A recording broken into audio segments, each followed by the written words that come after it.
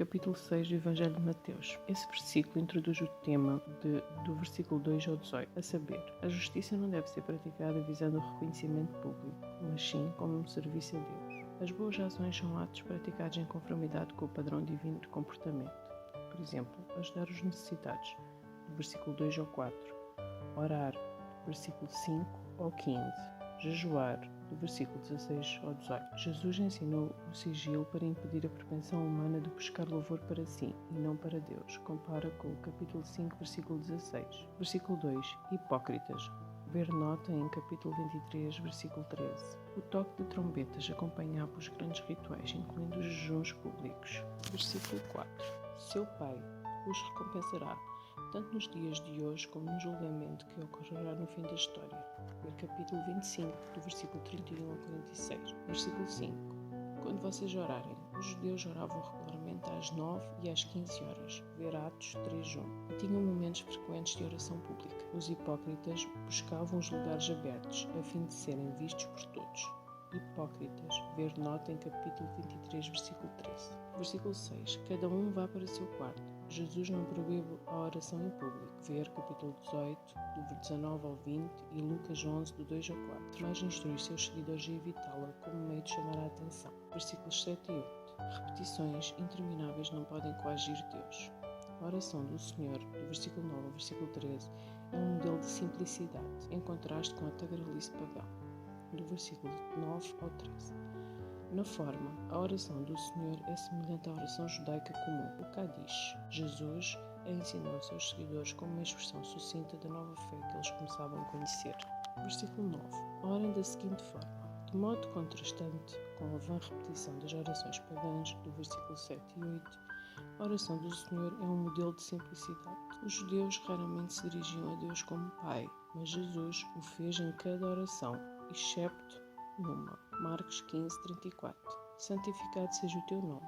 O nome de Deus é profanado pelo pecado de seu povo. Isaías 29, do 22 ao 24, Jeremias 34, 15 e 16, Ezequiel 39, 7 e Amós 2, 7. Versículo 10. Ao orar para que o reino de Deus venha, os discípulos de Jesus suplicam pelo estabelecimento de justiça, retidão, paz e misericórdia. Ninguém que viva fora da vontade de Deus terá permissão para entrar em sua presença. Capítulo 7, versículo 21, capítulo 12, versículo 50, capítulo 21, do 28 a 32. Na terra como no céu. Provavelmente uma referência às 3 primeiras petições da oração e não apenas à terceira. Versículo 11.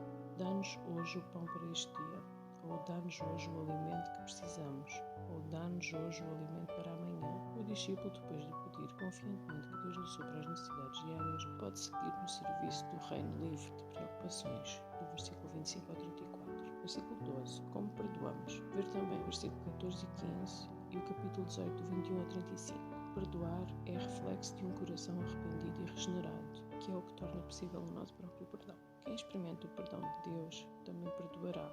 Jesus dá a entender que os que não estão dispostos a perdoar não têm a noção da misericórdia de Deus e talvez nunca tenham de facto se arrependido. Versículo 13. E não nos deixeis cair em tentação, ou guarde-nos de sermos provados. Assim como aconteceu com Jesus, capítulo 4, versículo 1 ao 11.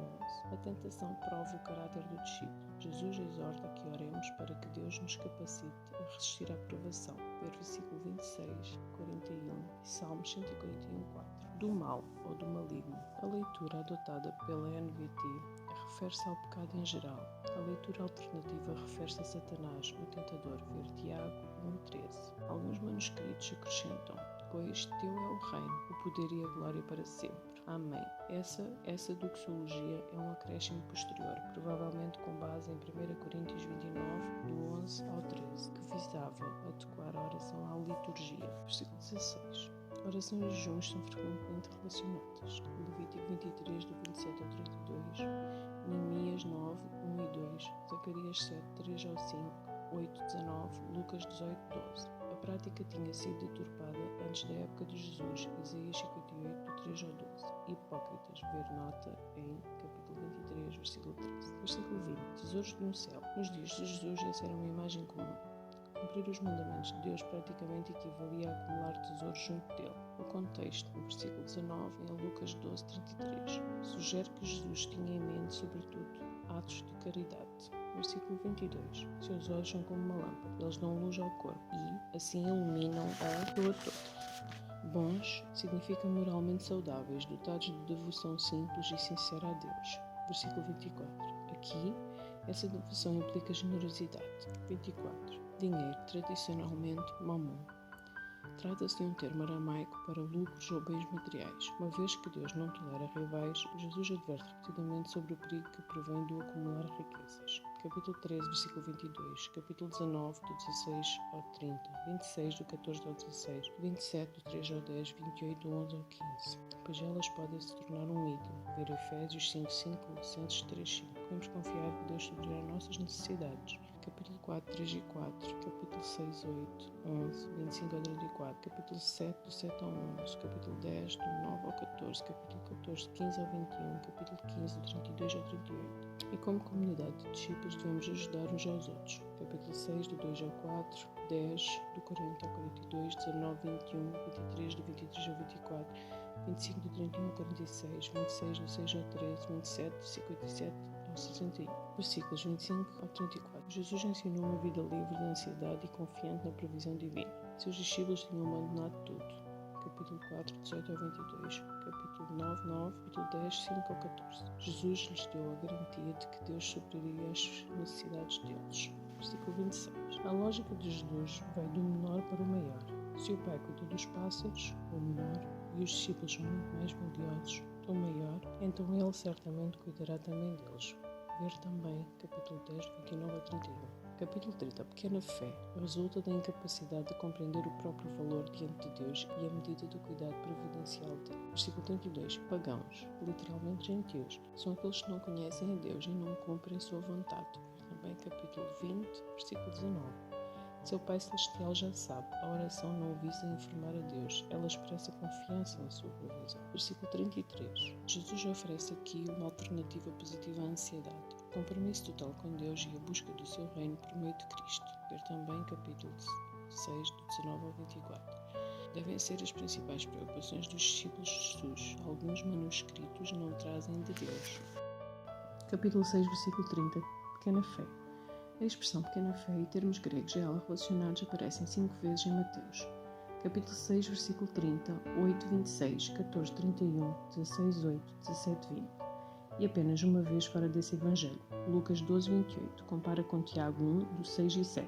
A expressão se refere a uma ocorrência específica e não a um fracasso contínuo e permanente. Em Mateus deve-se à falta de conhecimento por parte dos discípulos de Jesus. Capítulo 16, versículo 8. Ou à falta de fé por ocasião de um determinado incidente. Quem sempre tem falta de fé é descrito como incrédulo. Ver capítulo 13, versículo 58. Mostrando-se exemplos de pequena fé, em capítulo 6, versículo 30. Os discípulos não entendem seu valor nem a proteção divina providencial, em capítulo 8, versículo 26 e capítulo 14, versículo 31. Não entendem a proteção de Deus em meio a perigo físico. Em capítulo 16, versículo 8, não entendem as palavras de Jesus acerca do fermento. E em capítulo 17, 20, não conseguem expulsar um demónio. Não são casos de ausência absoluta de fé, mas de falta de coerência com aquilo para que foram chamados. O termo fé reflete pelo menos duas ideias: confiança, dependência pessoal do Senhor, e a crença, a afirmação de verdades. A preocupação de Mateus com a pequena fé não se refere a uma ausência fundamental de crença em Jesus como Senhor e Salvador. Antes, diz respeito à falta de confiança de um seguidor de Jesus diante de uma situação específica. Jesus deseja que os seus seguidores não apenas creiam nele, mas também confiem nele, o amem e lhe obedeçam. Ver capítulo 7, do versículo 21 ao 28 e capítulo 22, do 34 ao 40.